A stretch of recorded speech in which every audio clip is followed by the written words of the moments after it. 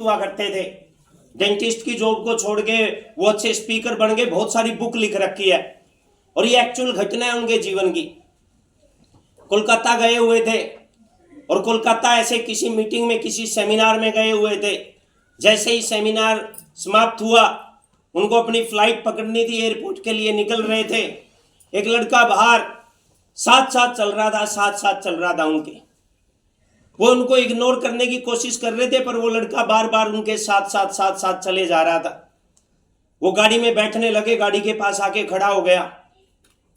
पाटनी जी ने देखा ये काफी देर से मुझे फॉलो कर रहा है, काफी देर से मेरे साथ चल रहा है, इसे पूछ लेता हूं क्या दिक्कत है। जैसे ही गाड़ी का उसने शीशा डाउन किया, लड़के ने बोला कि सर अगर आज मेरी बात नहीं सुनोगे मैं सुसाइड कर लूंगा। क्या बोला? मैं इतना परेशान हूं, अगर आज आप मेरी बात नहीं सुनोगे मैं सुसाइड कर लूंगा। अब वो भी असमंजस में हो गए कि मेरी फ्लाइट का भी टाइम है और इस तरह से इसके जीवन की भी बात है, ये तो अच्छी मुसीबत आई। उसने बोला इतना तो टाइम मेरे पास है नहीं है कि मैं यहाँ आपके साथ बैठ के बात कर सकूं, क्योंकि मेरी फ्लाइट का टाइम हो गया, मेरे साथ गाड़ी में बैठ जाओ, जब तक एयरपोर्ट पे जाते हैं मैं आपकी बात भी सुन लूंगा। लड़का बोला कि मेरे पिताजी का देहांत हो गया है, मेरे 3 बहनें हैं, मेरी माताजी बीमार रहती है, जमीन जायदाद मेरे पास है नहीं है, कमाने वाला सिर्फ मैं हूं, मेरे पास ऐसी कोई स्किल, ऐसी कोई डिग्री नहीं है जिसके बेस पे मैं अपने परिवार का पालन पोषण कर सकूं। इसलिए आज मैंने डिसाइड कर लिया है, इन परेशानियों से पीछा छुड़ाने के लिए मैं अपनी जीवन लीला समाप्त कर दूंगा। या सर मुझे कोई ऐसा गुरु मंत्र दे दो, मुझे कोई ऐसी बात बता दो जिससे मेरे जीवन में परिवर्तन आ जाए। उज्जवल पाटनी जी ने सोचा कि ऐसा तो कोई मंत्र होता नहीं है कि एकदम से मैं इसको कोई मंत्र दूं और इसके जीवन में कोई परिवर्तन आ जाए, लेकिन उसके जीवन का सवाल था। ऐसे मैं उसकी बात को सुनता रहा, वो रोता रहा, मैं उसको हौसला देता रहा, पर किसी भी तरह से उसमें हौसला नहीं आ रहा था। वो पूछ रहा था मुझे कोई ऐसा मंत्र दे दो, मैं उसको जीवन की वैल्यू बता रहा था, पर उसके समझ में नहीं आ रही थी। और ऐसे ऐसे करते एयरपोर्ट नजदीक आ गया, मेरी उतरने का टाइम आ गया गाड़ी से।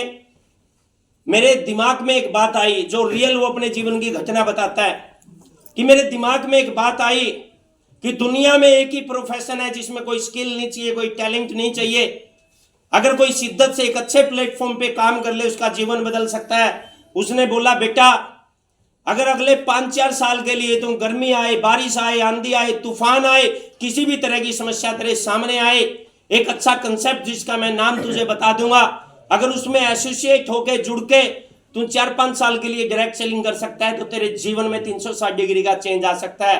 कह रहा मेरे दिमाग में और कोई बात ही नहीं आई, मेरे दिमाग में वो बात आई और मैंने उसको बता दिया और वो लड़का गाड़ी से उतर गया। उस रात मुझे नींद नहीं आई कि मैंने उसे ठीक बताया या सही बताया, वो लड़का ठीक रहा होगा या नहीं रहा होगा, ना मेरे पास उसका मोबाइल नंबर था। और ऐसे करते करते 1 साल बीत गया, 2 साल बीत गए, 5 साल बीत गए, मैं उस घटना को भूल गया। और 8 साल बाद दोबारा कोलकाता जाने का मौका मिला। कहां जाने का मौका मिला? कोलकाता जाने का मौका मिला। उज्जवल पाटनी जी जैसे ही एयरपोर्ट से उतरे, एक ब्लैक कलर की मर्सिडीज गेट के आगे खड़ी है, उनको लेने आई हुई है। वो गाड़ी में बैठते हैं, एक बड़ा साहब सूट बूट डाले हुए गाड़ी में पीछे बैठा है, दोनों बात करते हैं। वो प्रोग्राम का ऑर्गेनाइजर था। वो बोलता है कि सर प्रोग्राम शुरू होने में भी 1 घंटा है, रास्ते में क्या आप मेरे घर में चाय पियोगे? पाटनी जी ने बोला कि चलो 1 घंटा है, घर में चाय पी लेते हैं। रास्ते में उसका घर था, बड़ा आलीशान मकान था। मकान के अंदर जाते हैं, नौकर चाकर वहां उसने रखे हुए थे, और जैसे ही उसके बेडरूम में जाता है देखता है कि उज्जवल पाटनी जी की फोटो लगी हुई है। किसकी फोटो लगी हुई है? उज्जवल पाटनी।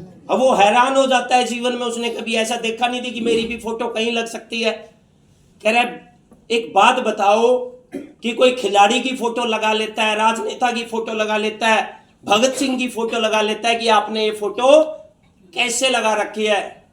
फिर वो लड़का बताता है कि सर आज से 8 साल पहले एयरपोर्ट पे आपको एक लड़का मिला था, गाड़ी में रोते हुए आपके साथ बैठा था।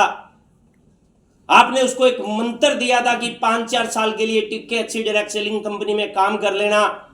वो लड़का मैं ही हूं। आपकी बात को मैंने सुना, एक अच्छी कंपनी में ज्वाइन हुआ और गर्मी, बारिश, आंधी, तूफान कुछ भी आया, मुझे कोई भी समस्या आई, मैंने टिक के काम किया।